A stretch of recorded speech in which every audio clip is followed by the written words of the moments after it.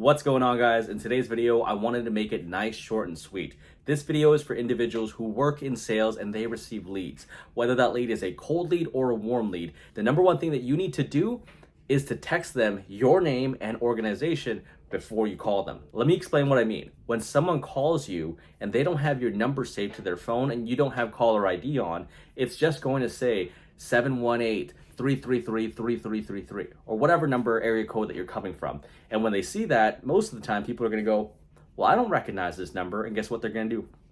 No answer, right? It isn't until you actually send them a text message where they might call you back. So why ruin the chances of having the first sign of communication with your customer? The best thing you can do to begin with when you receive a lead is to actually text them your name and the organization that you represent, then call them after. The reason why you want to do this is because iPhone specifically, they are able to put right below your number, likely this person. And when they see that, likely Miko from X company, they have a higher probability of picking it up because they'll go, wait a minute, I sent an application in for a vehicle. This is the dealership that's calling me, Miko Toyota, Miko Honda, Miko Bentley, whatever it might be. Now you have your name on your customer's phone and the business that you represent, which ultimately will equate to a higher pickup rate as opposed to just calling them randomly, hoping they pick up the phone from that one phone call. If you guys enjoyed this video, make sure to check out these two videos right here as well for business and sales content. Send this to 2 friends. And don't forget to like, comment, and subscribe. I'll see you guys in the next one.